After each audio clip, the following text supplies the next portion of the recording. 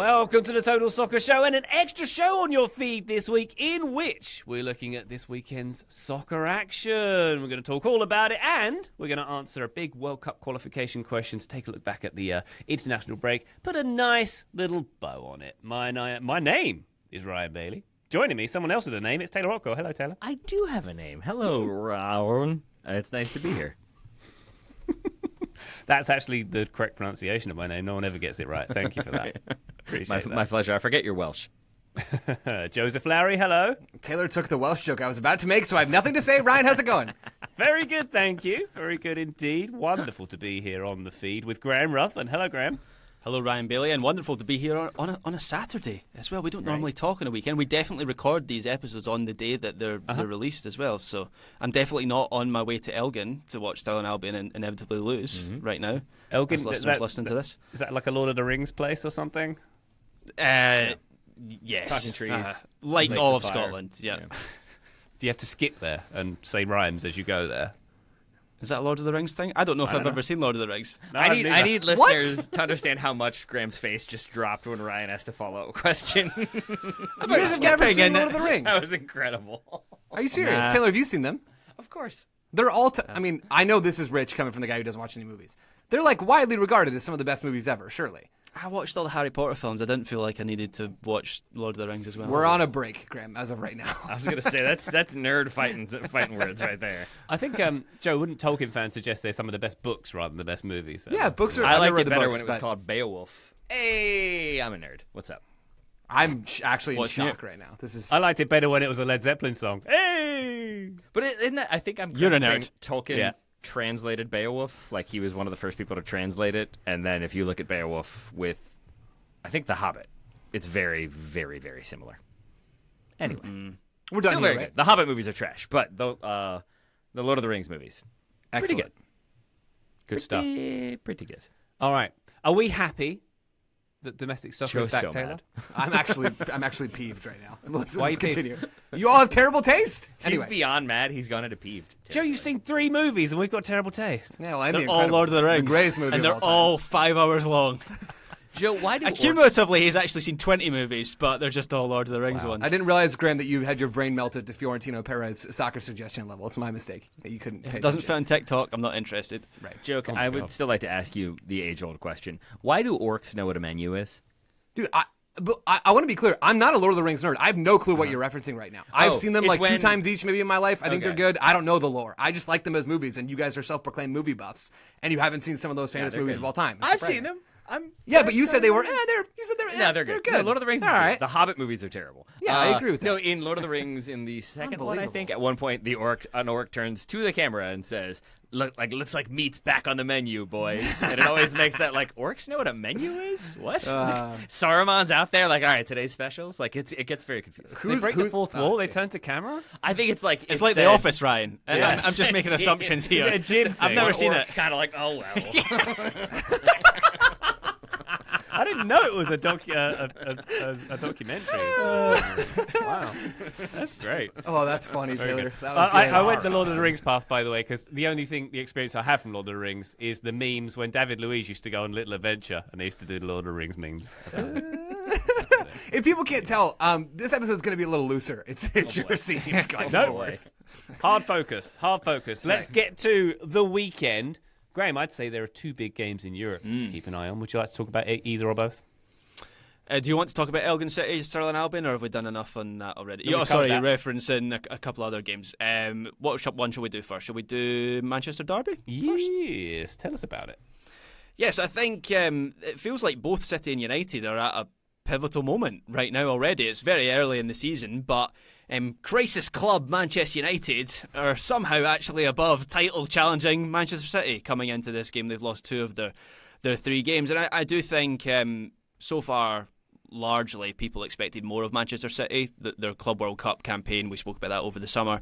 I know they lose that game to Al Hilal, but it felt like their process was underway. And on the basis of certainly the game that they played against Brighton before the international break, feels like that process is maybe not as far along as we thought it was. A lot of residual issues in central midfield, even with Rodri back from injury now. I would expect that he will start that game against United this weekend. And just looking at the way that Manchester United have set up, both historically and also this season, they are a team that are maybe most effective when they are allowed to attack open space. And so this could potentially be a difficult matchup for Manchester City. I do anticipate a competitive game, despite the fact Manchester United have also had their struggles this season. They beat Burnley before the international break. They needed a 95th minute winner from Bruno Fernandes to get that job done, so still not feeling great about Powerhouse Manchester Burnley. United. Thank you very much. There we go, yeah. Yep. Mm-hmm. But yeah, super interested to see how this one pans out, because it feels like both teams are extremely flawed right now. Graham, do you have thoughts on who will start in goal for both teams? Well, that's the thing, because they've both got new goalkeepers, don't they? Manchester City signed Donnarumma on deadline day, and Manchester United signed Seny Lamans, who's someone listeners might not be familiar with, but is I certainly wasn't familiar with before he joined Manchester United, but is, I believe, a 23-year-old Belgian goalkeeper from Royal Antwerp. I would kind of anticipate, look, this is just guesswork, hunch work. I don't think either will start in this game. I think Agreed. James Trafford might keep his place for Man City, and I think Bayern might keep his place for Manchester United. Which, frankly, for Lamans, given the issue that Manchester United have had with goalkeepers, I don't know if throwing him in, particularly when he's not as tested as Donnarumma, certainly, who's a Champions League winner, I don't know if throwing him into this team in this circumstance is the best idea. When does that change for Donnarumma, though? Because listeners will probably already know I'm fascinated by this move. We talked about it last week, I think it was, in pretty great detail. You don't, if you're Man City, go out and splash another £30 million on your second goalkeeper of the window that you paid effectively that same amount for, without thinking that you're going to give that guy minutes, right? I think we're all under that impression. Maybe I'm wrong, and maybe Pep has some different plan that seems weird but turns out to work and they win the title. That's all possible. But it sure seems like if you're going to go out there and do the exact same thing, the second one is the one that you're going to give more time to. Otherwise, you wouldn't have done it. So when does that switch? Like, if not now for Donnarumma, then when does that actually happen, Grant? I think that'll happen quickly. I just think it's because it's coming after an international break where Donnarumma will have been away with Italy, Sure. and they won't have had much training time with. I mean, has he even trained with Man City? Today might have been his first training day, and so you have like 2 days before the game itself. That's the main reason that I think they'll stick with Trafford. But yeah, Donnarumma's been signed to start. He'll be in the starting lineup soon enough, and I agree. It's absolutely fascinating. It doesn't seem like a Pep Guardiola signing. I saw someone compare it to how Pep brought in Erling Haaland, who wasn't a Pep style of striker, and it's kind of worked, or largely worked for Man City with him. So I'm just really interested to see how Man City changes as a team. I get the idea of that comparison. At the same time, like, Erling Haaland is a Terminator. Like, if you can set a Terminator who also scores goals, like, you do that, right? Donnarumma is a good goalie, but I don't think is the same level at all as Erling Haaland when it comes to like impact and potential impact. Even if it means kind of like getting up to speed with the system and figuring things out. It really doesn't make sense to me, this move, because if you're spending the money to bring James Trafford back, lest we forget he was a City player, then he was sold, then he was bought back for even more money. It is wild to then go out and sign Donnarumma, who has more of a reputation, is more known, has a higher pedigree. So you would assume then is going to be the starter. It can't make James Trafford very, very happy. Do either of you know for sure or feel confident in saying like what each one is particularly good at? Like, is it as simple as Donnarumma is the better shot stopper, James Trafford is better with his feet? So if you're gonna have more of the ball, like maybe it's that. Like if you're facing a team that's going to like threaten you more often, more consistently with more better shots, you want the shot stopper. If you're going to have more of the ball and you want somebody who's going to nail distribution, maybe it's that. But I don't think we're going to see a rotation here, though, right? I mean, this. Also, sorry to pause. This is probably the longest we've ever talked about a goalkeeping battle in since I've started doing this show. It's that interesting. I don't think we're going to see Pep flip back and forth between those two guys, right? I mean, we don't have any evidence of that for him ever. Certainly not at Man City. And no team does that, right? I mean, the job's going to go to one of those two guys. Donnarumma is the shot stopper, and it's clear to see why Man City would want to bring him in. We did this whole thing last week, so I don't want to do it again. But it's fascinating to me, that point, Graham, you make about like the Erling Haalandification of Manchester City. Pep, I think Pep is changing a bit and is evolving, and this is something to watch to tie it into the Man United game, where I think Pep recognizes that he needs a bit more physicality in this team, and goalkeeper is like a weird hook into that sort of discussion. But I think he realizes that the game is changing in the Premier League. And sort of like we talked about a little bit on yesterday's show would be, about how teams are going a bit more direct at times, and Pep maybe recognizing that there's room to do more of that stuff. Now I just want to see 9 other players brought in that are big hulking masses of soccer players, and see Man City just turn into a Red Bull team from a decade ago, and soccer will be done. Like, I think when Pep does that, when he collects all 11 Infinity Stones, meaning just giant lads who kick the ball hard downfield, soccer just like goes away and it falls into this giant void and when it never existed in the first place. Wow. Oh, Graham. Sorry, all Taylor, 11 go. Infinity I'm Stones. just I'm trying to think of the gloves, and you needed 11 fingers. How would that even work? Gigantic gloves at that. Graham, similar question for you for Manchester United in the attack. We would assume Matheus Cunha still going to be injured. He picks up the hamstring injury. Mason Mount got a knock and is doubtful but might be back. How do you see the front three for Manchester United going? My assumption, or the most likely one, is that it's Bruno and Bruno and Mbeumo with Šeško starting, but Šeško hasn't looked great. I'm not really sure what to do here if you're Manchester United. No, he hasn't looked great, Šeško. But and look, I think I'm maybe the biggest doubter of Šeško out of the four of us. I would say he hasn't had Taylor's a been coming for that spot with you, Graham. Yeah, I think he's there's some closing up the jointness gap happening there at the top of the table. Yeah, there's some Manchester United fan he's so PTSD tall. there with Huh? I mean, No? he hasn't had a start in the... tattoos. And his shots look really powerful when you speed them up in a montage. No? Huh? That's what matters. Yeah, That's, exactly. That's what's going to make the difference. He hasn't had a start in a league, I don't believe yet. He's only started one game, and it was that Grimsby Town game, which you could never really put on a single player, certainly not him. So I don't think we've got a huge sample size of how he fits into this Manchester United team.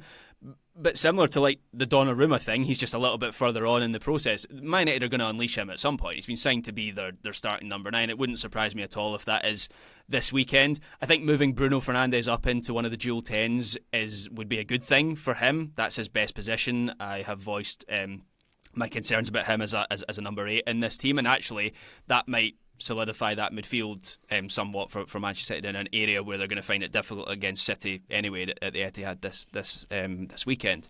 But I think Mbeumo is the player you're looking at to make a difference. He's had a good start to the season. I think he's been Manchester United's most reliable attacker. He's got a couple goals, but even looking beyond the goals, it feels like Manchester United, they're at their most coherent as an attacking unit when they're switching the ball out to him, which is a clear plan. It's like the only thing that I think they've managed to kind of nail so far is when they're over on the left side or in central midfield and they'll play that direct ball out to Mbeumo, who's got a bit of separation and he's isolated against the defender, and he's been fairly effective in those moments. So I imagine they'll be doing something similar against Ryan Aït-Nouri, who will be high and advanced as the left back in that City team. So I think that'll be a key battle on Sunday. All right. Taylor, it feels like there's opportunity here as a Man United fan. You feeling good about this matchup? No. Okay. Good. All right, then. We should just clip that and use it over and over again. You didn't even say the team name. You just said about this matchup. So it's evergreen. Yeah. No, I mean, I think I have developed a healthy fear of Manchester City and skepticism of Manchester United. So between those two things coming together, it feels like a traditionally unstoppable force meeting a very movable object. So, I think if Manchester United were going to get the season fully on track, I don't think a last-minute winner against Burnley is the way to do that. I think it's beating your crosstown rivals who everybody thought would be significantly better than you this season. If you can pull off a result and even maybe that could be as much as a score draw, I think that kind of goes down in the win column, even if City are behind United at present in the table. There we go. Good stuff. This Manchester derby taking place 11:30 Eastern on Sunday. Elsewhere in the Premier League this weekend, we've got Liverpool's win at Burnley preceding that on Sunday. We've got a couple of London derbies as well. Brentford taking on Chelsea on Saturday and West Ham against Tottenham as well. Graham, anything else standing out from the Premier League, or should we take a little breaky? Interested to see if there'll be a reaction from West Ham, because they got a really nice win away to Forest before the international break. It felt like Lucas Paqueta, just having him wired in and engaged makes such a difference for a team down the bottom end of the table, which is where I expect West Ham. No, you wouldn't want to. Ryan wouldn't. So look, Tottenham, that's going to be a difficult game, but I kind of thought West Ham were no hopers before that win away to Forest. So I'm interested to see if they can build on that. Graham, how are you not more excited about the Big Ange debut? Big Ange versus Arsenal. Let's make it happen, baby. Because that's got Arsenal not getting points written all over it. I'm sorry. You This think? game might have happened by the time the listener listens to this, but ex-Spurs manager coming in to... Is that Arsenal, right, as well? Mm-hmm. That feels like it could be a sneaky draw or something. It just feels narrative busting to me. I don't know. I Feeling mean, in the bones. it will not be narrative busting if Big Ange has Murillo and Milenkovic on the halfway line for 60 minutes of that game, which is what makes me nervous. Maybe you're right. Maybe it's crazy enough to work, though. We shall see. That will be an interesting one. Thank you for flagging that, Taylor, as well. Let's take a little break, shall we? When we come back, we'll talk about the Derby d'Italia. We'll talk about a few MLS games you should catch this weekend, and much more. Join us then. Total Soccer Show, welcome back to The Weekender. Branding as we speak. This is our new episode. Let's go to Italy, shall we? Hey, Graham, how about Inter taking on, or Juventus taking on Inter, I should say, in the Derby d'Italia, happening at midday on this very day. A kind of, I suppose, new look teams for both. Of course, from Christian Kivu with Inter, who's lost their most recent game going into the break against Udinese. Juve on maximum points under Igor Tudor so far, with Jonathan David up the ranks as well. Very good. Yeah, and I think nobody is really sure how good either of these two teams are going to be this season, right? That's why this match is interesting. Obviously, Inter still have largely the squad that they had last season when they were competitive on three fronts, could have won a treble, fell at the final hurdle in all three competitions that they were looking to win.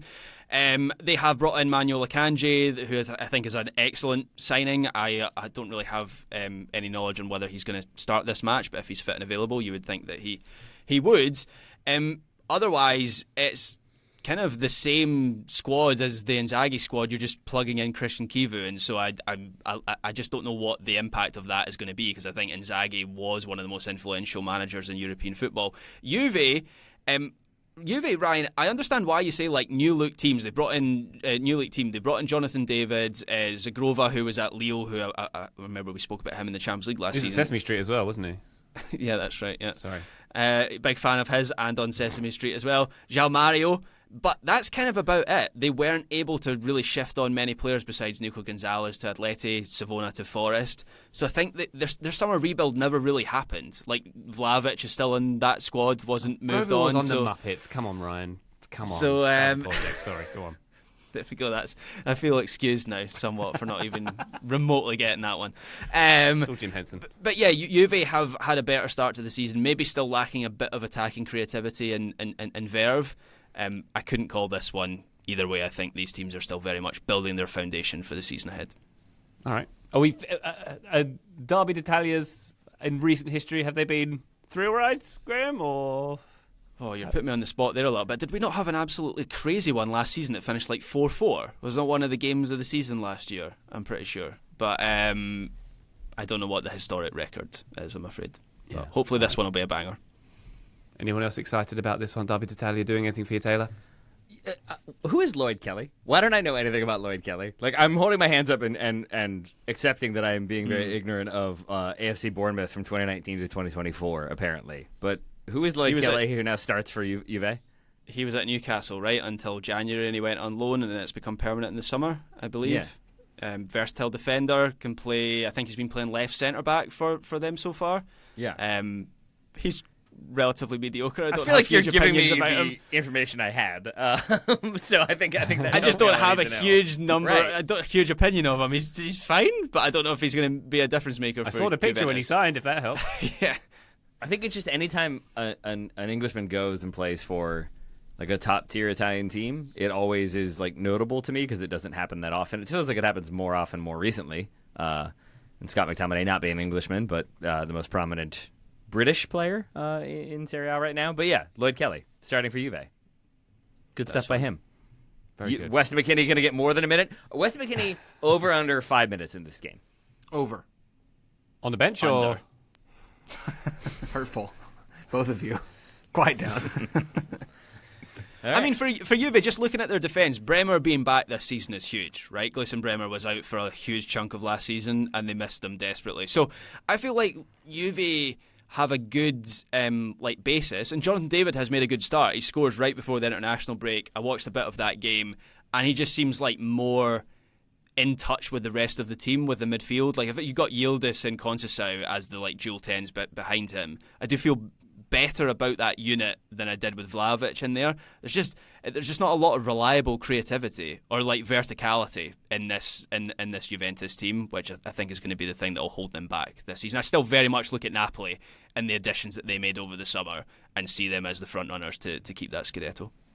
Very good. All right, Joe, anything to add on the derby d'Italia? We're excited maybe to see Weston McKennie for 3 to 5 minutes. Yeah, very excited. No, honestly, I don't have much to add. Inter are my favorite team to watch in Italy, so I am looking forward to that part of this game. But no, we've covered it. They're still your favorite team to watch in Italy? Yep. Even though Jamie Vardy has gone to Cremonese? Tempting as it is to watch Jamie Vardy kick corner flags. About that. Yeah. Well, sorry. I'm sure they're making one. Yeah. Very exciting stuff. All right, where else should we go? Joe, how about we look at the Major League Soccer? I'm sorry, I just now am stuck on that idea of a documentary of it's just Jamie Vardy being blown away that other things exist outside of England. Of just look at that pasta. Just being shocked at other things existing. I would enjoy that immensely. Come si dice Skittles and vodka is going to be his first question when he lands, I imagine. Joe? MLS, should we look at this weekend? I know that Charlotte FC have got a big one against Inter Miami coming up. That's not a game that I was planning on talking about. So I'll do instead 2 games that I think are going to be better. And let me pitch you all on 2 matches that have direct impact for the most important trophy in Major League Soccer, which is the Supporters' Shield. On Saturday, all the games are on Saturday this weekend. Vancouver against Philadelphia. The Vancouver Whitecaps hosting the Philadelphia Union. And also on Saturday, San Diego FC hosting Minnesota United. So Vancouver are 3rd in the Western Conference. They're a very good team. They made their run all the way to the CONCACAF Champions Cup final, where they lost in embarrassing fashion. The Philadelphia Union are on top of not just the Eastern Conference, but they're on top of the Shield race. If they go through and take care of business, the Shield will be theirs between now and the end of the season. So we have 2 teams that are very good in their own conferences that play clearly defined styles along the way, contrasting styles, where Vancouver want to have a bit more control with possession. Philadelphia are very aggressive in their pressing work. And then San Diego, Minnesota. So San Diego are on top of the Western Conference as an expansion team. They're doing things that we've never seen an expansion team do before. Minnesota United sits 2nd in the Western Conference. They're also doing things we've never seen before when it comes to their set pieces, when it comes to their defensive resolve as well. Now, the reason these 2 games are linked is because San Diego are nipping at Philadelphia's heels in the Supporters' Shield race right now. They are right on the edge of that race as well. And if Philadelphia trip, San Diego are wanting to position themselves to pounce and to become the first expansion team to ever win the Shield in MLS history. These are 2 games against 2 very good teams, 2 games including 2 very good teams that are related to each other. And if you want to watch teams that have a clear identity and that have real talent, these are 4 of the teams that I would name in Major League Soccer. There's more of those teams now than ever before, but we are in the stretch run of the season. These games really do seem to matter, both for playoff seeding and for the Shield. And San Diego and Philly being in these games against good teams, I think, makes them very compelling. Good stuff. I mean, Charlotte FC, Joe, if Charlotte FC beats Inter Miami this weekend, it'll be the 9th consecutive win. Yeah, true. Equaling the MLS all-time record set by the Sounders in 2018. But we don't have to talk about that. It's fine. No, that's a great poll, Ryan. And to be totally honest, through the international break, I'd completely forgotten about that. Yeah, Charlotte had been on a tear. And they've been doing it, I believe, maybe even over half of that win streak's been without Pep Biel, who's their best player. He was an MVP candidate early on in the season. Messi's going to win the MVP, so whatever. But Biel is excellent, and I'm not sure exactly when he's going to be able to go back and play a full 90, but I think we should be seeing that soon. Miami are peeved. After Leagues Cup, there'll be no Luis Suarez, who's found himself suspended for not just 6 Leagues Cup games, but also 3 MLS games. Not nearly long enough, as far as I'm concerned, for what he did after the Leagues Cup final. There should have been more suspensions than just that. But no Suarez for Miami, which helps Charlotte, I think, in a real way. Yeah, history potentially being made in that, Ryan. That's a good shout. Wonderful. We look forward to that. Thank you very much, Joe, for looking forward to the Major League Soccer games this weekend to watch out for. Let's take one more quick break. And when we come back, we got a bonus listener question. We're going to look at World Cup qualifying as a whole to see where the picture lays for the teams who may be coming to North America next summer. Join us then. Total Soccer Show, welcome to the Weekenders. It's trending. All the kids are calling it that at this point. We have a bonus listener question from Gritty for the Union. World Cup qualifying is happening to everybody else at this point, and I feel out of the loop as an American, says Gritty for the Union. What are the big stories happening in the qualifiers the world over? And who might miss out? Who's close to missing out? Are there any surprise nations that are already in? Graham, it's having a look at the picture and all the different confederations. It's kind of odd how some are completely done, some are far from being done, and some big teams are in a bit of trouble, aren't they? Where do you want to start? So can I start with a couple of the debutants? We'll come on to a couple of the big teams that might miss out. But I think, look, from a competitive standpoint or competition standpoint, I don't love the expansion of the World Cup to 48 teams. I think we've covered that in the past. I will say I love the additional stories that we're already getting about teams that are qualifying, some of whom are qualifying for the first time in their history. So we already have 2 debutants who have qualified from the AFC. We've got Uzbekistan and Jordan. Taylor and I did a 101 not so long ago on football in Uzbekistan. So if listeners are interested in that, scroll back in the 101 feed. You should. A few episodes. It's a good one. Yeah, I enjoyed it a lot. I'm enjoying that series a lot of looking at qualified nations. And Uzbekistan. Okay, thanks, Joe. Is that your opinion, or just heard that? Thanks, Start Joe. it. Uzbekistan. They're really growing as a soccer nation. So they won the U17 Asian Cup earlier this summer. They were a really impressive World Cup qualifying, and like the grassroots development that they've had as a country has been pretty astonishing. We mentioned this in the 101 episode that Joe hated. One of the best examples Dude, I'm legitimately crying from that. That was so funny. Taylor and I spoke about this example. I love this example of Uzbekistan. They set up a team called Olympic Tashkent. And this club was set up in 2021 to prepare for the national team for the 2022 Olympics, which was a big deal for Uzbekistan at that point. And they moved a bunch of like national team players onto this team. They played a couple league seasons. It was like that Team USA that existed before the 1994 World Cup. So I love that example. It was like a real collective effort, and I think that reflects how Uzbekistan, they're very much more than the sum of their parts. They do have Kusanov, who's like their biggest kind of like known name, who plays for Manchester City. But otherwise, it will be players that we won't have heard of at the World Cup, but they kind of strolled through AFC qualifying, and they look like they could be a bit of a spoiler team. I know less about Jordan mainly because Taylor and I haven't covered them on Soccer 101 yet. That's coming relatively soon, I promise. But it's interesting that they have spent a load of money hiring European coaches like Harry Redknapp, Ray Wilkins in the past. They've since abandoned that whole plan, and since then they've made real progress. I think they're quite conservative as a team, but they have a really strong defensive record. They play on the counter, as loads of kind of limited teams do at international level. But I love stories of soccer mad nations like Jordan, 11 million people, soccer's the most popular sport in that country, qualifying for the World Cup for the first time. I think that's going to make next summer really, really vibrant. Go, Taylor. Go. I was just going to, Graham, forgive me, I was texting with my brother about the price of a Who bootleg vinyl album, as one does. Did you mention the Soviet? No, it's what is it? I forget what it's called. It's not Live at Leeds. It's something else.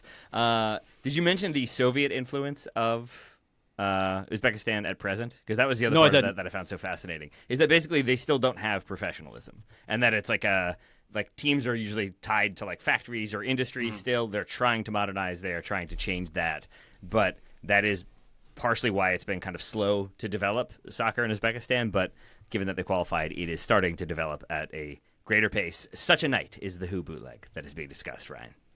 Wow, I bet it's a great Who bootleg. One more Uzbekistan fact. Sorry, go ahead, Joe. Okay, yeah, I'm gonna take control back over on the soccer side. They're the first double landlocked country to ever qualify for the World Cup. So they're not just landlocked; they're double landlocked, which means they're surrounded by landlocked countries.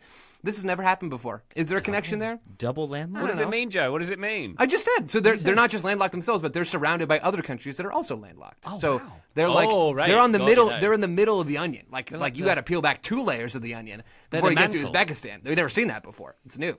It's exciting. Wow. That is, Yeah. I do actually find that really interesting. This landed way better than I thought it was what? going to. Yeah. The I other think thing you guys are going to be like, all right, let's move on. Are they Let's the go. only double landlocked nation? No, I think there's another one. Shoot. My gut says, okay, here it is. Yeah, Liechtenstein. I knew I had it in a tab somewhere here. Apparently, Liechtenstein's also double landlocked, and Liechtenstein, they never made a World Cup. So, makes you think about who the real they double never landlocked will. nation is. Unless we expand to 200. One of the things I heard over the international break was Lesotho, is that how you say that? The African country, Lesotho? I've never said that out loud before. And South Africa, they played over the weekend in a World Cup qualifier, and South Africa entirely surrounds Lesotho, and it's there's only one other fixture in international football like that where one country completely surrounds the other. Can anyone think about it? There we go, I knew Ryan would get it. San Marino in Italy. Does Vatican City not have a team? But they're not a FIFA That's member, right. That's so right. they do have a team. They're trying to become a FIFA member, but they don't as of yet. So San Marino and Italy are the only other fixture like that, and they've never played each other, which I found relatively interesting. What? So, Because they're mostly just Italians in San Marino? Is that why? I just don't think they've drawn each other, so we need to make that happen. Wow. At some There we point.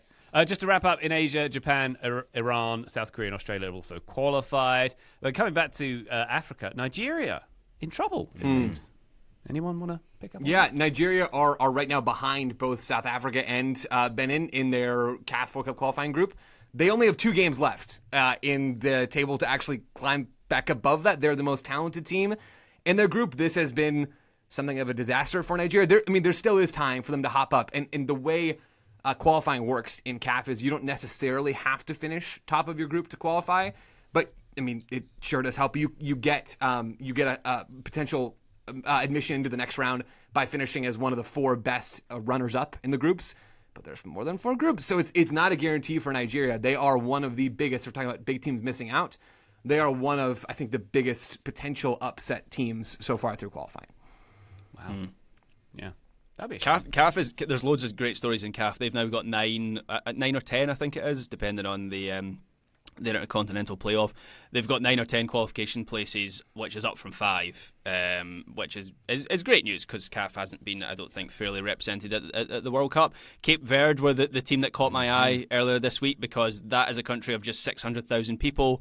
It is the 30th smallest country in the world, yet they beat Cameroon 1-0, I think a couple of days ago, 2 or 3 days ago, and are now just 1 win away from qualifying for their first ever World Cup. So this is a national team that has made the latter rounds of recent AFCONs. I remember we've spoken about them on the show before, but the World Cup would be huge for the Blue Sharks, which is that's what they're nicknamed. They so were confusing. They were the team. Verde. So sick, so confusing. It's not blue. They were the team that was like the misfit toys, sort of, right? They had like a lot of like players that you maybe have heard of or maybe are familiar with, like Javier Montero. Joe, that name rings a bell, right? Like, Yeah. I feel like they had, and there was definitely like a Man United cast-off in there. I have a vague memory of that too. So I think they were like the random team that no one knew anything about, but then captured our hearts very briefly. Oh, wonderful, as they did. South America, Argentina, Ecuador, Colombia, Uruguay, Brazil, and Paraguay have qualified. Bolivia securing the Confederations Intercontinental playoff as well. Is that right? There's too many. There's too many, right? Like, this is the only one where I think the expanded... Like, because CAF expanding makes sense. There should be more CAF teams. I honestly think there should probably be more UEFA teams.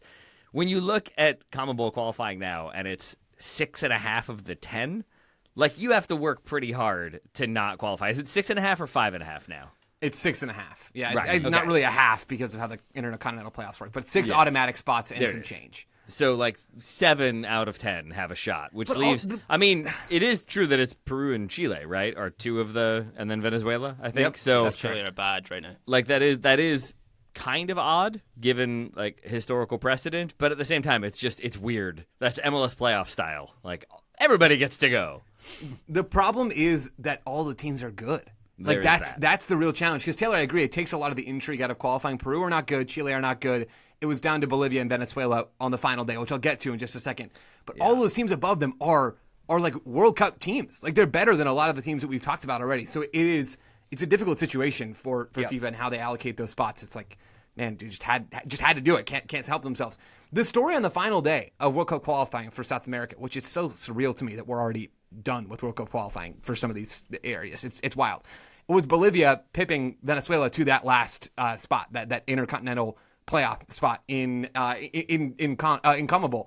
It was entering the final match day. You had Venezuela 1 point ahead of Bolivia. So Venezuela were in 6th, Bolivia were in 7th. Venezuela had their game against Colombia, and Bolivia had Brazil.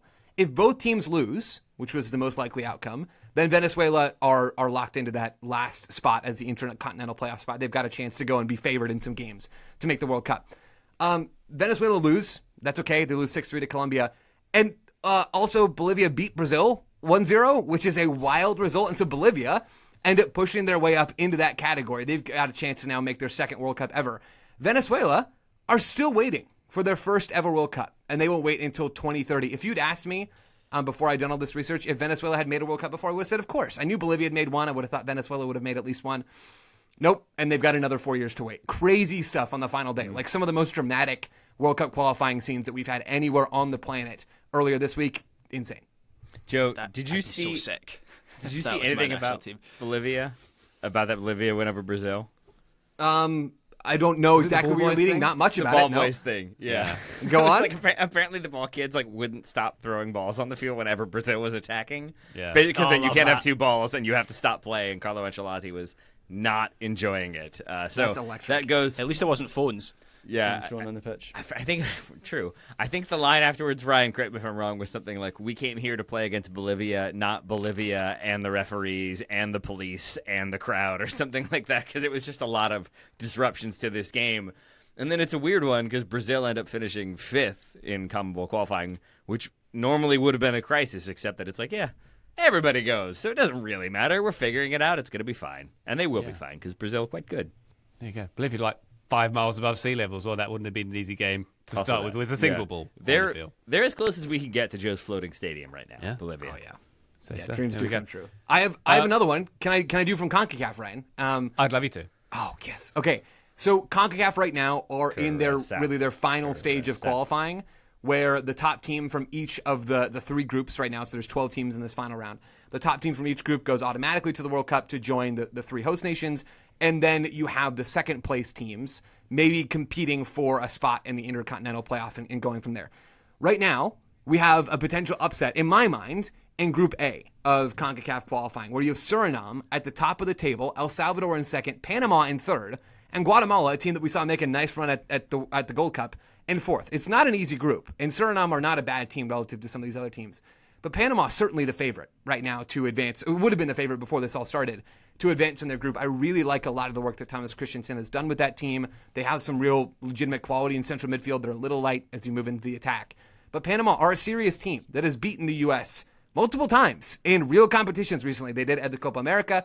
They did it in the Nations League. And Suriname are sitting on 4 points so far in this group. Panama just on 2. They're not even in the second place spot to have a chance to make the World Cup should things go awry and they not land in first. Suriname are making moves. You got Jamaica and Honduras currently on top of those other groups. Not huge surprises there. But Group A in CONCACAF qualifying, if you want to watch some soccer on weird fields at weird times, go watch some of that Group A action. Wonderful. Good tip, Joe. Thank you very much. Maybe last but not least, UEFA, Italy, Germany and Sweden among those sweating in Europe. Norway, Graham, are an interesting story in Group I would say. They've got a 100% record after 5 qualifiers. After that mauling of, it was Moldova, wasn't it? The 11-1 win this week. They are up for their first World Cup final since 1998. There might be another team you want to talk about who are up for their first World Cup final since 1998 as well, I would imagine. But Italy are currently in the playoff spot in that group. They always do great at playoffs in these things, right? Italy, they'll be fine. Yep. Right. Wouldn't be so sure about that, particularly with Gattuso as their new manager. I will say what Italy are doing right now with Gattuso is really interesting. So he took charge of his first 2 matches just in this break here. He replaced Spalletti, who didn't do well at all. I thought that was going to go a lot better for Italy. It didn't. But Italy in this break, they beat Estonia 5-0, and then they were involved in this crazy back-and-forth game against Israel that they ended up winning 5-4. There were 4 goals in the last 10 minutes. Every time I checked that score, Scotland were playing at the same time, otherwise I would have watched it live. But every time I checked that score, something else was happening and it swung back and forth. It wasn't a case of like one team scoring 2, it was like 1 and then another team would score and it went back and forth. Italy won it in stoppage time. Gattuso is not a good coach, right? So he's flamed out. How does he keep getting work? Because he's. Can you say no to him? Sitting in a. Would you turn him down? Yeah, exactly. I don't think I would give him the interview in the first place, but you wouldn't open the door. Point taken. I don't think he had one. He's just sitting there for the presser, like, I am the coach now. Yeah. Someday they'll give him a paycheck. But he has, as a coach, he's flamed out everywhere that he's been, right? Including at Dinamo Zagreb last season, where he was sacked before the end of the season. Seeing how, and look, it's 2 games, but seeing how this Italy team have responded to him, though, it has made me consider whether international football might be his thing. Like, it might work for him. There are different rules, not as much coaching, and he does seem to have lifted that group. They seem liberated. Spalletti, I was reading, wanted to treat them like a club team. They weren't reacting to his kind of like intense sequence training and in possession and pressing and everything. Gattuso has come in and kind of done the Solskjaer thing of just trusting them as players and trusting that they'll have the talent to find a way. And players like Moise Kean and Retegui in particular over these 2 games seem to have responded. So interested to see where it goes from here. They do still have work to do. Norway, as you mentioned, Ryan, have strolled this group. But it's certainly more positive now than it was before the start of this window for Italy. All right, there we go. Plenty to happen in UEFA. Not so much to happen in other confederations for World Cup qualification. Gritty for the Union. I hope that was a good jaunt around the world to see the major storylines heading into next summer. Thank you very much indeed. And thank you very much indeed to Taylor Rockwell for our little weekender episode here. Hope you had a good time. I did. Can anyone guess the former Manchester United player who plays for Cape Verde? Here's a hint. At least 2 of you know this name. And it's a somewhat infamous name at that. An infamous. Oh, it's not Jemba Bebo. Jemba. What's his name? Not Jemba. You're so close, Graham. It's not Bebo. What's his name? Bebe. Tell me. Bebe. Joe Bebe. Getty. There Point we to go. Joe. He does not play for them currently. I think he hasn't played since 2024, but he Let's was the go. player I was thinking of.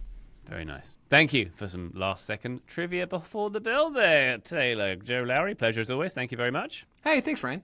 And thank you very much, Graham Ruthven. That's your name. Thank you, Ryan Bailey. That's your name. It is indeed. Listener, thank you very much for joining us on this one. You have yourself a wonderful weekend of soccer. We'll be on the feed for Weekend Review on Monday. But for now, bye.